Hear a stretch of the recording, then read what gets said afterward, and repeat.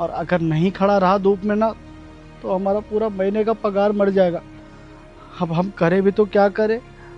हमने कितनी बार बोला भी कि मैडम हमारे साथ ऐसा मत कीजिए, इकलौता कमाने वाला है। तो बोलने लगे कि हमसे जुबान लड़ा रहा है। अगर तेरे को देख लिया कैबिन में बैठा हुआ ना तो झूठा झूठा इल्जाम लगा देंगे कि पूरा दिन कैबिन में सोता रहता है, किसी पे आते जाते निगरानी नहीं करता, और तेरे को नौकरी से निकलवा देंगे। मैडम गरीब आदमी हम, अगर हमारा नौकरी चला गया तो जल्दी से नौकरी नहीं मिलेगा, और हमारी बच्ची का अस्पताल में इलाज चल रहा है। अगर उसको कुछ हो गया ना तो हम कभी अपने आप को माफ़ नहीं कर पाएंगे। और वैसे भी मैडम हमारे पास कोई पुरखों का खजाना नहीं रखा, ले दे के हमारे पास यही नौकरी है। अगर यही नौकरी चली गई तो हम कहीं के नहीं रहेंगे।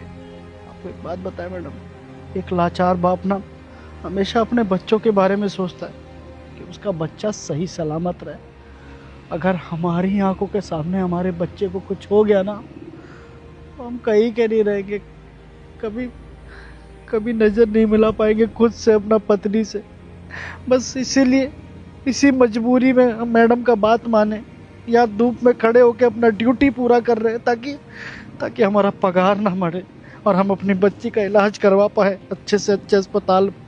देखो जतिन, तुम्हें एक बात मैं आज के आज क्लियर कर देती हूँ। सलोनी ना मेरे अंडर काम करती है, ये ऑफिस मेरा है ना कि सलोनी का है। तो अगर सलोनी किसी को निकालेगी भी ना तो पहले मेरे से पूछ के निकालेगी। उसका हक नहीं है किसी को निकालने का, मेरा हक है। और मैं ये कभी भी नहीं चाहूंगी कि मेरे कंपनी का कोई भी एम्प्लॉय इस तरीके से टॉर्चर होकर के काम करे। तो ना ही तुम्हें धूप में खड़े होने की जरूरत है और ना ही उसकी फालतू की डिमांड पूरी करने की जरूरत है। तुम्हें कैबिन दे रखा है, कैबिन में बैठो और वहीं से ऑपरेट करो। और एक बात तुम खुद से भी सोचो, अगर तुम इस तरीके से धूप में खड़े रहे और तुम्हारी ज्यादा तबियत खराब होगी तो तुम्हारी फैमिली का क्या होगा। तुम्हारा सही रहना ना तुम्हारा फैमिली चलाने के लिए बहुत ज्यादा इंपॉर्टेंट है। तो मुझे कुछ भी नहीं पता, आज के बाद तुम कैबिन में बैठ करके ही ऑपरेट करोगे, ऐसे धूप में खड़े रहने की कोई जरूरत नहीं है। अगर आप कह रहे हैं कैबिन में बैठने के लिए तो हम बैठ जाते हैं, लेकिन ध्यान रखिएगा मैडम कहीं हमारी पगार ना काट दे। पगार की टेंशन तुम मत लो। और तुमने अभी कहा था ना कि तुम्हारी बेटी बहुत ज्यादा बीमार है, तुम एक काम करो, ड्यूटी व्यूटी छोड़ो, तुम जा करके पहले अपनी बेटी को देखो। वैसे किस हॉस्पिटल में है तुम्हारी बेटी? पीछे है ना लीलावती, वहाँ पर है। लीलावती में? ठीक है, लीलावती में ना मेरी जानकारी है। तो तुम एक काम करो, सुनील को मैं तुम्हारे साथ भेज देती हूँ, सुनील के साथ चले जाओ और वहाँ पे मेरा नाम ले लेना। अगर किसी चीज की भी कोई जरूरत पड़ती है ना तो तुम मेरे को जरूर बता देना, मैं आ जाऊंगी खुद से ही। तुम अभी जल्दी से हॉस्पिटल जाओ, वहाँ पे तुम्हारी ज्यादा जरूरत है। और हाँ, जब तक तुम्हारी बेटी बिल्कुल सही नहीं हो जाती ना तब तक तुम्हें ऑफिस में आने की कोई जरूरत नहीं है।